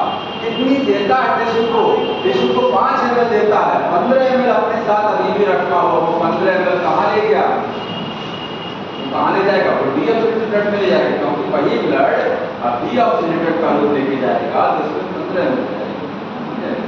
इसी तरीके से डाटा और रखिएगा कि 100 ml ब्लड, ये ब्लड है, ठीक है, ये कितनी कार्बन डाइऑक्साइड को, कितना CO2 कैरी करता है। 100 ml ब्लड कितनी CO2 को कैरी करता है, तो 4 ml कितना CO2 कैरी करेगा, लिखा 4 ml, ठीक है, लिखेंगे कैरी 4 ml, 4 ml CO2 को कैरी करेगा, ठीक, समझ में आ रहा है। 100 ml deoxygenated blood carry the 4 ml, ठीक, इतना ये कुछ उसमें डाटा हो गया आपका। अब आगे आ जाते हैं उस चीज पर, ये जो ऑक्सीजन डिसोसिएशन कर्व था, इस कर्व के बारे में, ये कर्व क्या बताता है, ये बोलेंगे डिफाइन करता है, define saturation of hemoglobin with oxygen at different अलग अलग पार्शियल प्रेशर ऑक्सीजन पर ये हीमोग्लोबिन का ऑक्सीजन के साथ सैचुरेशन कितना हो रहा है ये कर्व हो रहा है। ठीक है, बाकी कुछ चीजें नोट कर लीजिएगा। कर्व कैसा होता है, सिग्मॉइड होता है। ठीक है, यहाँ पे शॉर्ट फॉर्म में लिख देता हूँ, कर्व कैसा है, सिग्मॉइड है। आगे लिखेंगे इनिशियल सैचुरेशन जो होगा, सैचुरेशन वो कैसा होगा, वो स्लो फास्ट होगा। याद रखिए शुरुआत का सैचुरेशन कैसा है, फास्ट है। ठीक है, और मिडिल का कैसा होगा, मिडिल सैचुरेशन, मिडिल पॉइंट पे वो नॉर्मल रहेगा। और लास्ट में क्या हो जाएगा, स्लो सैचुरेशन होगा। और सबसे लास्ट, ठीक है, एंड पर क्या होगा, एंड पर कांस्टेंट हो जाएगा। कांस्टेंट का मतलब अब आगे सैचुरेशन नहीं होगा, कर्व सीधा चलेगा।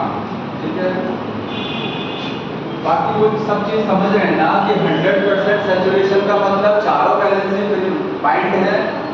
75% सैचुरेशन का मतलब 3 मॉलिक्यूल पॉइंट। ठीक है,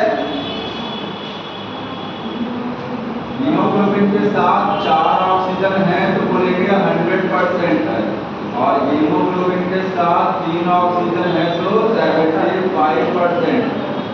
ऐसे याद कर लीजिएगा, 2 ऑक्सीजन 50%। ये सैचुरेशन की बात हो रही है, कितना परसेंट सैचुरेशन है। ठीक है, यहाँ तक हो गया अपनी चीजें। अब ये कर्व एक चीज क्या बताता है, ये बताता है कि ऑक्सीजन का हीमोग्लोबिन के साथ क्या संबंध है। ठीक है, दूसरा क्या बताता है, जो लाइन में मार्क करा रहा था बुक में फिर से पढ़िए। ये कर्व और क्या बताता है, ये बताता है कि डिफरेंट कंडीशंस में, अलग अलग परिस्थितियों में, जैसे कार्बन डाइऑक्साइड ज़्यादा हो गया, ठीक है, H+ ज़्यादा हो गया, टेम्परेचर ज़्यादा हो गया, 2-3 बाइक ज़्यादा हो गया, या ये सारी चीज़ें कम हो गई, तो ये कर्व लेफ्ट शिफ्ट होगा कि राइट शिफ्ट होगा। इस कर्व को क्या फर्क पड़ेगा ये भी बताता। ठीक है, कर्व पर क्या इफेक्ट आएगा सैचुरेशन पर, यहाँ पर आप लिखेंगे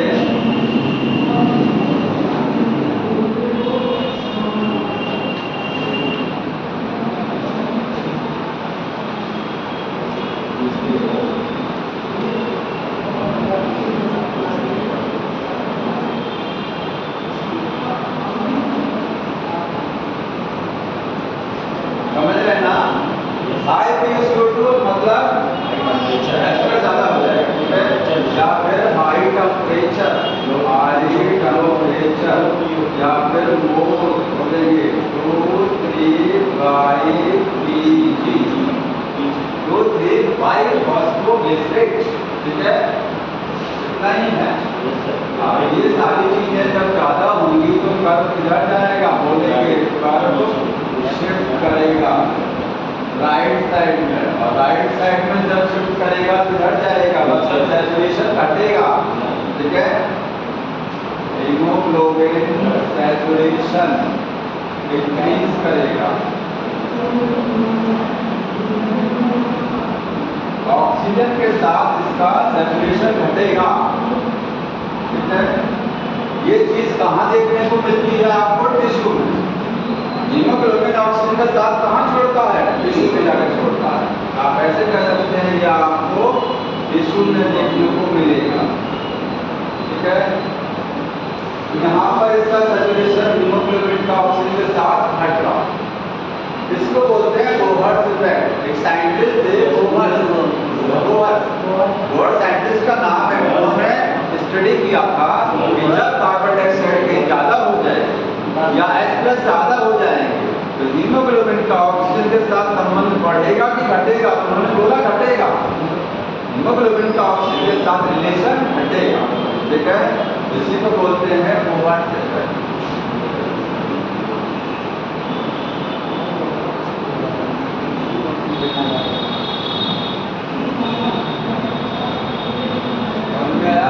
आगे देखिए, यदि सारी चीजें अगर अपोजिट हो जाए, कार्बन डाइऑक्साइड क्या हो जाए लो। एक चीज और, यहाँ पर लो आप बोल सकते हैं CO2, बात देखिए ना, CO2 का बढ़ना या ऑक्सीजन का घटना है, इसी का जस्ट अपोजिट कर दिया जाए, हाई कर दिया जाए PO2, या फिर लो क्या होगा PCO2, और लो H प्लस, लो टेम्परेचर, और बोलेंगे लेस। बताइए, ये सारा अपोजिट कर दिया मैंने, ये अपोजिट कहाँ देखने को मिलेगा, ये सारी चीजें, ये कंडीशन कहाँ मिलेगी लास्ट, आपको लंग्स में ऑक्सीजन ज्यादा मिलेगी, ऑक्सीजन ज्यादा होती है तो जाहिर सी बात है कि H प्लस कम रहते हैं, H प्लस ज्यादा तब होते हैं जब CO2 ज्यादा रहते हैं, ठीक है। ये आपको मिलेगा कहाँ चीज, ये आपको एट लंग्स पर मिलेगा। तो यहाँ पर इसी का जस्ट उल्टा हो जाएगा, हीमोग्लोबिन का ऑक्सीजन के साथ सैचुरेशन बढ़ जाएगा, ठीक है। बोलेंगे सैचुरेशन, सैचुरेशन ऑफ हीमोग्लोबिन क्या हो जाएगा, इंक्रीज कर जाएगा, ठीक है।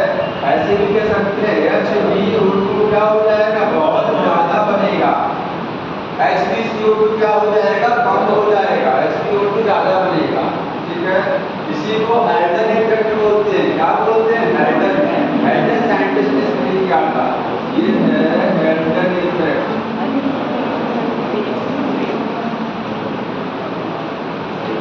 आया यहाँ तक हेल्डन इफेक्ट हो गया। और एक चीज और देखिए, इसके बाद थोड़ा सा नोट हो गया था सब, आगे देखिए, एक है P50 वैल्यू क्या होती है, पूछा जाता है P50 वैल्यू क्या है। आपका स्टमक, आपका पेट जितना भोजन में आधा भर जाए, आपका पेट जितना भोजन करने पर आधा भर जाए, भोजन की वो मात्रा क्या होती है P50, समझ गए। आपका स्टमक कितना भोजन करने पर आधा भर जाता है तो भोजन की वो मात्रा को क्या बोलते हैं, P50, भोजन की मात्रा। उसी तरीके से P50 यहाँ पे क्या है, वैल्यू, वैल्यू का मतलब PO2, ऑक्सीजन का वो कंसंट्रेशन, उतनी ऑक्सीजन जिस पर eight which haemoglobin is 50% saturate, मतलब समझ रहे हैं, ऑक्सीजन का वो पार्शियल प्रेशर, ऑक्सीजन को मैंने भोजन से रिलेट किया, और हीमोग्लोबिन आपका स्टमक है, ठीक है। आपका स्टमक आधा भर गया, कितने भोजन खाने पे आधा भर गया, P50। ऐसे हीमोग्लोबिन 50% सैचुरेट हो गया, मतलब आधा हीमोग्लोबिन सैचुरेट हो गया है, दो मॉलिक्यूल बाइंड कर गए हैं, तो उस ऑक्सीजन के पार्शियल प्रेशर को क्या बोलेंगे, P50। वो तो दो मॉलिक्यूल है ना, लेकिन अगर प्रेशर में देखेंगे तो कितनी वैल्यू प्रेशर में आएगी, कितना पार्शियल प्रेशर ऑक्सीजन का है कि हीमोग्लोबिन आधा सैचुरेट हो जाए 50%, तो ऑक्सीजन की वो वैल्यू बोली जाती है, तो ये इसकी वैल्यू निकल के आती है 27, 20 to 25। एक मिनट, वहाँ पर 50 पर वैल्यू देखिए, बुलाइए एक मिनट, तो चाहे डायग्राम चला, हाँ 27 है, 50 वैल्यू,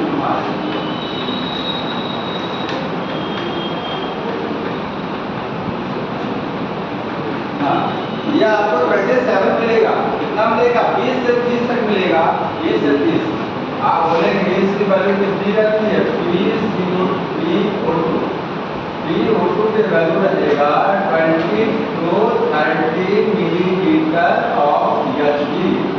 आप जो ग्राफ जहाँ पर 50 लिखा ना, इस एक्सिस पर y पर जब आप 50 वैल्यू को देखेंगे तो 50 लाइन खींच करके नीचे ड्रॉ करिए, वहाँ y एक्सिस पर जहाँ 50 वैल्यू आ रही है सीधी लाइन खींच करके x एक्सिस पर ड्रॉ करेंगे तो आपको कहाँ दिखाई देगा वो वैल्यू 20 to 30 ऑक्सीजन पर दिखेगा, मतलब 20 का अगर देखेंगे तो कितना आएगा वो 27। समझ में आया, PO2 कितना है, P50 वैल्यू। अब एक चीज और, क्या P50 हम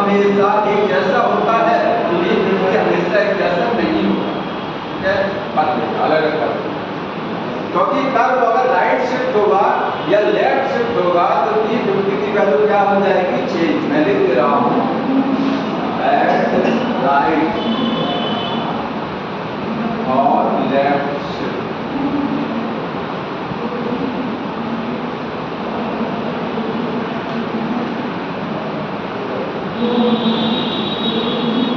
इसकी वैल्यू आपको चेंज नजर आएगी। एक जैसा नहीं है, क्योंकि कर्व इधर जा रहा है इधर जा रहा है, तो वो आपका लाइन जब ड्रॉ करेंगे ना, जब लाइन ड्रॉ करेंगे, जब कर्व इधर भागेगा या इधर जाएगा तो वहां से मिला के लाइन जब नीचे वाई एक्स में ले जाएंगे तो लाइन या तो आगे जाएगी या तो पीछे जाएगी लाइन। ठीक है, पार्शियल प्रेशर अलग अलग होगा, ये एक स्टैंडर्ड प्रतिभा इतना होगा। अब इसके बाद आगे क्या चीज है, कैसे कार्बन डाइऑक्साइड का ट्रांसपोर्ट होगा। ठीक है, तो एक चीज बस थोड़ा सा देख लीजिए।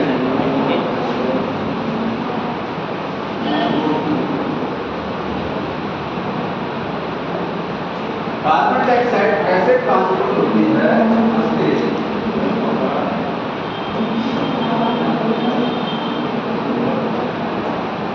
तीन तरीके से, मेन दो तरीके। मेन कितने हैं, जैसे ऑक्सीजन को ट्रांसपोर्ट करने के दो तरीके, आरबीसी से और प्लाज्मा से, वैसे ही कार्बन डाइऑक्साइड आपके मेन तो दो है, लेकिन टोटल कितना है, तीन मेथड। या तो आपका ये किससे जाएगा, प्लाज्मा से जाएगा, और या तो किससे जाएगा, ये आरबीसी। आरबीसी का मतलब ये होगा। अगर कहा जाए प्लाज्मा से कितनी CO2 ट्रांसफर होती है तो बताइए आंसर, कितनी CO2 ट्रांसफर होती है प्लाज्मा से, कितनी CO2, कितना CO2 ट्रांसफर होता है प्लाज्मा से। ऑक्सीजन तो 3% जाता है, CO2 बताइए। हाँ बोलिए, कितना, 70, कितना बताइए, 70 गलत हो जाएगा, 77 बता रहा हूँ, 77%। अब प्लाज्मा में दो तरीके से CO2 जाता है, एक तो घुल के जाता है, प्लाज्मा में डिसॉल्व होकर, तो कहेंगे डिसॉल्व होकर कितना जाता है, डिसॉल्व होकर कितना जाता है, 7%। 5 से 7 लिखा बुक में, 5 से 7% के बीच में मैंने 7 लिख दिया। ठीक है, हाँ, ये प्लाज्मा में डिसॉल्व इन प्लाज्मा में घुल के जाएगा, और आप बोलेंगे कितना परसेंट, 70% आपका जाएगा किससे, प्लाज्मा में जाएगा, लेकिन वो प्लाज्मा में घुलेगा नहीं, बाइकार्बोनेट के साथ घुल जाएगा। ठीक है, बाइकार्बोनेट, और कौन सा बाइकार्बोनेट, सोडियम के साथ या पोटेशियम के साथ। भाई सोडियम के साथ भी बाइकार्बोनेट बनता है और पोटेशियम के साथ भी बनता है। और बाकी जो बचा 23%, वो 23% किसके साथ जाएगा, आरबीसी के साथ। ठीक है, आप बोलेंगे जो 23% बचा वो किसके साथ जाएगा, हीमोग्लोबिन के साथ। लेकिन मैं हीमोग्लोबिन के साथ जब कार्बन डाइऑक्साइड जुड़ती है तो क्या बनता है, कार्बोक्सी हीमोग्लोबिन की कार्ब अमीनो हीमोग्लोबिन, कार्बोक्सी नहीं बनता, याद रखिए, कार्ब अमीनो। ऑक्सीजन के साथ जब हीमोग्लोबिन जुड़ेगा तो बनेगा ऑक्सी हीमोग्लोबिन, लेकिन जब यही चीज कार्बन डाइऑक्साइड के साथ जुड़ता है तो कार्बोक्सी नहीं बनता, कार्ब अमीनो। ये क्या है, ये है carb amino haemoglobin, amino haemoglobin,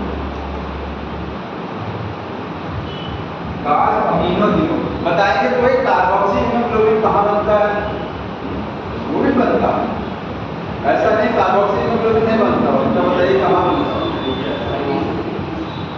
जब हीमोग्लोबिन कार्बन मोनोऑक्साइड के साथ होता है, आप जब कहीं जाते हैं जहाँ पॉल्यूशन ज्यादा होता है, ठीक है, बहुत ज्यादा धुआं आ रहा है, धुएं में क्या होता है, कार्बन मोनोऑक्साइड, तो आपका जो हीमोग्लोबिन है वो ऑक्सीजन के साथ ना जुड़ करके इसके साथ जुड़ना पसंद करता है, कार्बन मोनोऑक्साइड।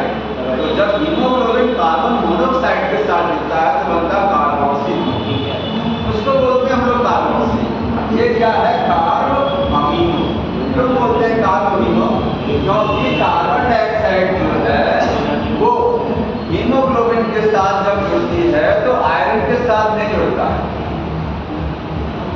ध्यान सुन लीजिए, ऑक्सीजन H2O2 क्या है? ऑक्सीहीमोग्लोबिन है। यहाँ पर ये ऑक्सीजन किसके साथ जुड़ा है? हीमोग्लोबिन के साथ। हीमोग्लोबिन में आयरन के साथ जुड़ा है कि ग्लोबिन के साथ? किसके साथ जुड़ा है? ऑक्सीहीमोग्लोबिन में ऑक्सीजन हीमोग्लोबिन के किस पार्ट से जुड़ी है? किसके साथ? आयरन के साथ। आयरन किसमें है बोलेंगे? इसके दो पार्ट थे, हीम के और तो आप भी देखिए इसमें हीम के साथ जुड़ता है। ऑक्सीजन किसके साथ जुड़ता है? हीम के साथ। हीम में आयरन Yes, है। sir. लेकिन जब कार्बन डाइऑक्साइड की बारी आती है तो कार्बन डाइऑक्साइड हीमोग्लोबिन में हीम के साथ नहीं जुड़ता है, किसके साथ जुड़ेगा? ग्लोबिन के साथ। क्योंकि हीम के दो हिस्से हैं ना, हीम प्लस ग्लोबिन के साथ। ग्लोबिन क्या है? प्रोटीन है। Yes, sir. प्रोटीन किससे बनता है? अमीनो एसिड से बनता है। इसको कार्ब अमीनो क्यों बोलते हैं? क्योंकि कार्बन डाइऑक्साइड हीमोग्लोबिन के अमीनो ग्रुप के साथ जुड़ेगा। अमीनो ग्रुप कहाँ देखने को मिलता है? प्रोटीन के चेन में, मतलब ग्लोबिन में जो नजर आएगा। ठीक है, आप बोलेंगे ये इसलिए बोलते हैं क्योंकि CO2 बाइंड करता है।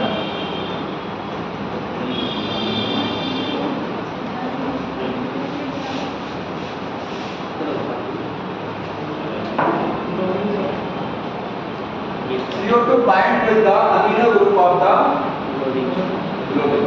तो हीमोग्लोबिन को अमीनो ग्रुप के साथ बाइंड सेटा गिरा दे। करने लगे क्यों?